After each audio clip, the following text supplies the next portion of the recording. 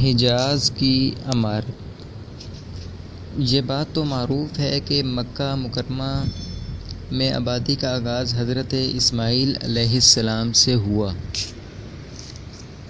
آپ علیہ السلام نے 137 سال کی عمر پائی اور تا حیات مکہ کے سربراہ اور بیت اللہ کے متولی رہے۔ آپ علیہ السلام کے بعد آپ علیہ السلام کے دو صاحبزادگان نابت پھر قیدار یا قیدار پھر نابت یکے بعد دیگرے مکہ کے والی ہوئے۔ ان کے بعد ان کے نانا مزاز بن عمر جرہمی نے زمام کار اپنے ہاتھ میں لے لی اور اس طرح مکہ کی سربراہی بنو جرہم کی طرف منتقل ہو گئی اور ایک عرصے تک انہی کے ہاتھ میں رہی۔ حضرت اسماعیل علیہ السلام چونکہ اپنے والد کے ساتھ مل کر بیت اللہ کے بانی و معمار تھے، اس لیے ان کی اولاد کو ایک باوقار مقام ضرور حاصل رہا، لیکن اقتدار و اختیار میں ان کا کوئی حصہ نہ رہا۔ پھر دن پر دن اور سال پر سال گزرتے گئے، لیکن حضرت اسماعیل علیہ السلام کی اولاد گوشۂ گمنامی سے نہ نکل سکی، یہاں تک کہ بخت نصر کے ظہور سے کچھ پہلے بنو جرہم کی طاقت کمزور پڑ گئی اور مکہ کے افق پر عدنان کا سیاسی ستارہ جگمگانا شروع ہوا۔ اس کا ثبوت یہ ہے کہ بخت نصر نے ذات عرق میں عربوں سے جو مار کاری کی تھی، اس میں عرب فوج کا کمانڈر جرہمی نہ تھا۔ پھر بخت نصر نے جب 587 قبل مسیح میں دوسرا حملہ کیا تو بنو عدنان بھاگ کر یمن چلے گئے۔ اس وقت بنو اسرائیل کے نبی حضرت یرمیاہ تھے۔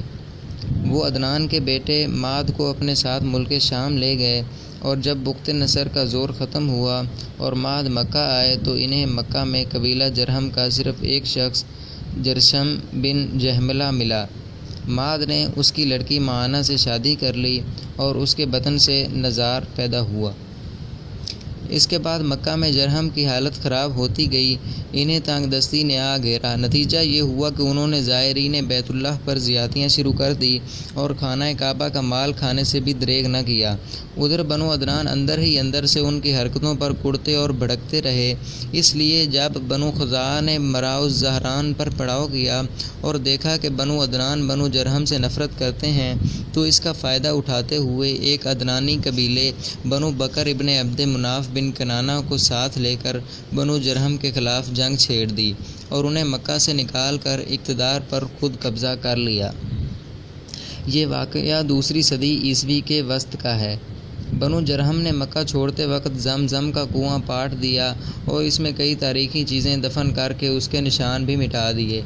محمد ابن اسحاق کا بیان ہے کہ عمر ابن حارث بن مزاز جرہمی نے خانہ کعبہ کے دونوں ہرن اور اس کے کونے میں لگا ہوا پتھر یعنی حجر اسود نکال کر زمزم کے کنویں میں دفن کر دیا اور اپنے قبیلے بنو جرہم کو ساتھ لے کر یمن چلا گیا۔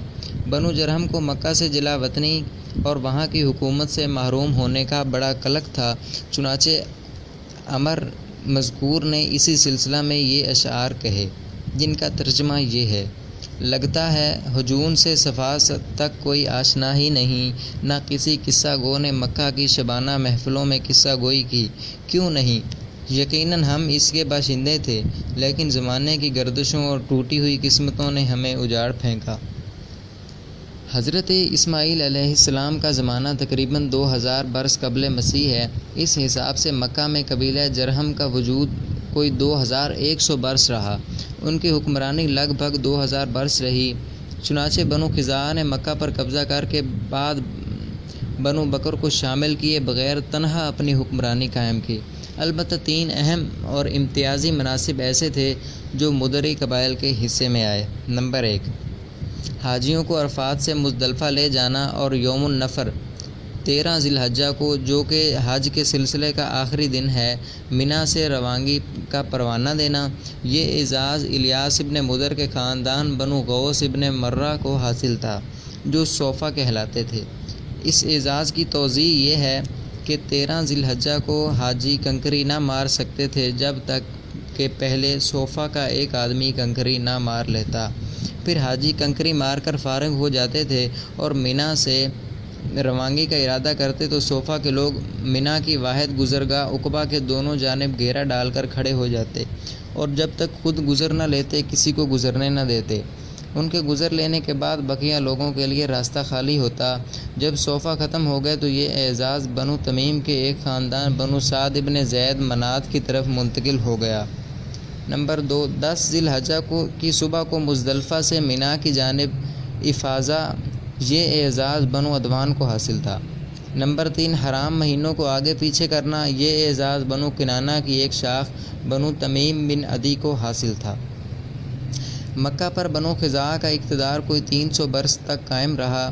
یہی زمانہ تھا جب عدنانی قبائل مکہ اور حجاز سے نکل کر نجد، اطراف عراق، بحرین وغیرہ میں پھیلے اور مکہ کے اطراف میں صرف قریش کی چند شاخیں باقی رہی جو خانہ بدوش تھی۔ ان کی الگ الگ ٹولیاں تھیں اور بنو کنانہ میں ان کے چند متفرق گھرانے تھے، مگر مکہ کی حکومت اور بیت اللہ کی تولیت میں ان کا کوئی حصہ نہ تھا، یہاں تک کہ قصی بن کلاب کا ظہور ہوا۔ قصی کے متعلق بتایا جاتا ہے کہ وہ ابھی گود میں ہی تھا کہ اس کے والد کا انتقال ہو گیا۔ اس کے بعد اس کی والدہ نے بنو عذرا کے ایک شخص ربیعہ بن حرام سے شادی کر لی۔ یہ قبیلہ چونکہ ملک شام کے اطراف میں رہتا تھا، اس لیے قصی کی والدہ بھی وہی چلی گئی اور قصی کو بھی اپنے ساتھ لیتی گئی۔ جب قصی جوان ہوا تو مکہ واپس آیا۔ اس وقت مکہ کا والی حلیل ابن حبیشہ خزاعی تھا۔ قصی نے اس کے پاس اس کی بیٹی ہبہ سے نکاح کے لیے پیغام بھیجا۔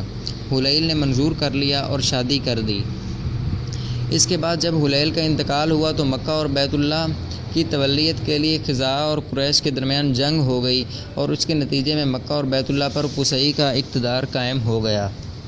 جنگ کا سبب کیا تھا، اس کے بارے میں 3 بیانات ملتے ہیں۔ ایک یہ کہ جب قصی کی اولاد خوب پھل پھول گئی اور ان کے پاس دولت کی بھی فراوانی ہو گئی اور اس کا وقار بھی بڑھ گیا اور ادھر حلیل کا انتقال بھی ہو گیا، تو قصی نے محسوس کیا کہ اب بنو خزاعہ اور بنو بکر کی بجائے میں کعبہ کی تولیت اور مکہ کی حکومت کا کہیں زیادہ حقدار ہوں۔ اسے یہ احساس بھی تھا کہ قریش خالص اسماعیلی عرب ہیں اور بقیہ اہل اسماعیل کے سردار ہیں، لہذا سربراہی کے مستحق وہی ہیں۔ چنانچہ اس نے قریش اور بنو خزاعہ کے کچھ لوگوں سے گفتگو کی کہ کیوں نہ بنو خزاعہ اور بنو بکر کو باہر نکال دیا جائے۔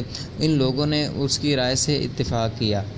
دوسرا بیان یہ ہے کہ خزاعہ کے بقول خود حلیل نے قصی کو وصیت کی تھی کہ وہ کعبہ کی نگہداشت کرے گا اور مکہ کی باغ ڈور سنبھالے گا۔ تیسرا بیان یہ ہے کہ حلیل نے اپنی بیٹی ہبہ کو بیت اللہ کی تولیت سونپی تھی۔ ابو غبشان خزاعی کو اس کا وکیل بنایا تھا، چنانچہ ہبہ کے نائب کی حیثیت سے وہی خانہ کعبہ کا کلید بردار تھا۔ جب حلیل کا انتقال ہوا تو قصی نے ابو غبشان سے ایک مشک شراب کے بدلے میں کعبہ کی تولیت خرید لی، لیکن خزاعہ نے یہ خرید و فروخت منظور نہ کی اور قصی کو بیت اللہ سے روکنا چاہا۔ اس پر قصی نے بنو خزاعہ کو مکہ سے نکالنے کے لیے قریش اور بنو کنانہ کو جمع کرنا شروع کر دیا۔ وہ قصی کی آواز پر لبیک کہتے ہوئے جمع ہو گئے۔ بہرحال وجہ جو بھی ہو، واقعات کا سلسلہ اس طرح ہے کہ جب حلیل کا انتقال ہو گیا اور صوفہ نے وہی کرنا چاہا جو وہ ہمیشہ کرتے آئے تھے، تو قصی نے قریش اور کنانہ کے لوگوں کو ہمراہ کیا اور عقبہ کے نزدیک جہاں وہ جمع تھے ان سے آ کر کہا کہ تم سے زیادہ ہم اس اعزاز کے حقدار ہیں۔ اس پر صوفہ نے لڑائی چھیڑ دی، مگر قصی نے انہیں مغلوب کر کے ان کا اعزاز چھین لیا۔ یہی موقع تھا جب خزاعہ اور بنو بکر نے قصی سے دامن کشی اختیار کر لی۔ اس پر قصی نے انہیں بھی للکارا اور فریقین میں سخت جنگ چھڑ گئی۔ طرفین کے بہت سے آدمی مارے گئے۔ اس کے بعد صلح کی آوازیں بلند ہوئیں، مگر بنو بکر کے ایک شخص یعمر ابن عوف کو حکم بنایا گیا۔ یعمر نے فیصلہ کیا کہ خزاعہ کی بجائے قصی خانہ کعبہ کی تولیت اور مکہ کے اقتدار کا حقدار زیادہ ہے۔ نیز قصی نے جتنا خون بہایا ہے سب رائے گاں قرار دے کر میں پاؤں تلے روند رہا ہوں۔ البتہ خزاعہ اور بنو بکر نے جن لوگوں کو قتل کیا ہے ان کی دیت ادا کریں، خانہ کعبہ کو بلا روک ٹوک قصی کے حوالے کر دیں۔ اس فیصلے کی وجہ سے یعمر کا لقب شداخ پڑ گیا۔ شداخ کے معنی ہے پاؤں تلے روندنے والا۔ اس فیصلے کے نتیجے میں قصی اور قریش کو مکہ پر مکمل نفوذ اور سیادت حاصل ہو گئی اور قصی بیت اللہ کا دینی سربراہ بن گیا، جس کی زیارت کے لیے عرب کے گوشے گوشے سے آنے والوں کا تانتا بدا رہتا تھا۔ اس پر قصی کے تسلط کا یہ واقعہ 5ویں صدی عیسوی کے وسط یعنی 440 عیسوی کا ہے۔ قصی نے مکہ کا بندوبست اس طرح کیا کہ قریش کو اطراف مکہ سے بلا کر پورا شہر ان میں تقسیم کر دیا اور ہر خاندان کی بود باش کا ٹھکانہ مقرر کر دیا۔ البتہ مہینے آگے پیچھے کرنے والوں کو نیز آل صفوان، بنو عدوان اور بنو مرہ بن عوف کو ان کے مناصب پر برقرار رکھا، کیونکہ قصی سمجھتا تھا کہ یہ بھی دین ہے اور اس میں رد و بدل کرنا درست نہیں ہے۔ قصی کا ایک کارنامہ یہ بھی ہے کہ اس نے حرم کعبہ کے شمال میں دار الندوہ تعمیر کیا۔ دار الندوہ در حقیقت قریش کی پارلیمنٹ تھی، جہاں بڑے بڑے اور اہم معاملات کے فیصلے ہوتے تھے۔ قریش پر دار الندوہ کے بڑے احسانات ہیں، کیونکہ ان کی وحدت کا ضامن تھا اور یہیں ان کے الجھے ہوئے مسائل بحسن و خوبی طے ہوتے تھے۔ قصی کو سربراہی اور عظمت کے حسب ذیل مظاہر حاصل تھے۔ دار الندوہ کی صدارت، جہاں بڑے بڑے معاملات کے متعلق مشورے ہوتے تھے اور جہاں لوگ اپنی لڑکیوں کی شادیاں بھی کرتے تھے۔ لواء یعنی جنگ کا پرچم قصی ہی کے ہاتھوں میں باندھا جاتا تھا۔ حجابت یعنی خانہ کعبہ کی پاسبانی، اس کا مطلب یہ ہے کہ خانہ کعبہ کا دروازہ قصی ہی کھولتا تھا اور وہی خانہ کعبہ کی خدمت اور کلید برداری کا کام سر انجام دیتا تھا۔ سقایا یعنی پانی پلانا، اس کی صورت یہ تھی کہ کچھ حوض میں حاجیوں کے لیے پانی بھر دیا جاتا تھا اور اس میں کچھ کھجور اور کشمش ڈال کر اسے شیریں بنایا جاتا تھا۔ جب حجاج مکہ آتے تو اسے پیتے تھے۔ رفادہ حاجیوں کی میزبانی، اس کے معنی یہ ہیں کہ حاجیوں کے لیے بطور ضیافت کھانا تیار کیا جاتا تھا اور اس مقصد کے لیے قصی نے قریش پر ایک خاص رقم مقرر کر رکھی تھی جو موسم حج میں قصی کے پاس جمع کی جاتی تھی۔ قصی اس رقم سے حاجیوں کے لیے کھانا تیار کراتا تھا۔ جو لوگ تنگ دست ہوتے یا جن کے پاس توشہ نہ ہوتا وہ یہی کھانا کھاتے تھے۔ یہ سارے مناصب قصی کو حاصل تھے۔ قصی کا پہلا بیٹا عبد الدار تھا، مگر اس کی بجائے دوسرا بیٹا عبد مناف قصی کی زندگی میں ہی شرف و سعادت کے مقام پر پہنچ گیا۔ اس لیے قصی نے عبد الدار سے کہا کہ یہ لوگ اگرچہ شرف و سعادت میں تم پر بازی لے جا چکے ہیں، مگر میں تمہیں ان کے ہم پلہ کر کے ہی رہوں گا۔ چنانچہ قصی نے اپنے سارے مناصب اور اعزازات کی وصیت عبد الدار کے لیے کر دی، یعنی دار الندوہ کی ریاست، خانہ کعبہ کی حجابت، لواء، سقایت اور رفادہ، سب کچھ عبد الدار کو دے دیا۔ چونکہ کسی کام میں قصی کی مخالفت نہیں کی جاتی تھی اور نہ اس کی کوئی بات مسترد کی جاتی تھی، بلکہ اس کا ہر اقدام اس کی زندگی میں بھی اور اس کے موت کے بعد بھی واجب الاتباع دین سمجھا جاتا تھا۔ اس لیے اس کی وفات کے بعد اس کے بیٹوں نے کسی نزاع کے بغیر اس کی وصیت قائم رکھی، لیکن جب عبد مناف کی وفات ہو گئی تو اس کے بیٹوں کا ان مناصب کے سلسلے میں اپنے چچیرے بھائیوں یعنی عبد الدار کی اولاد سے جھگڑا ہوا۔ اس کے نتیجے میں قریش کے دو گروہ ہو گئے۔ قریب تھا کہ دونوں میں جنگ ہو جاتی، مگر انہوں نے پھر صلح کی آواز بلند کر دی اور مناصب کو باہم تقسیم کر لیا۔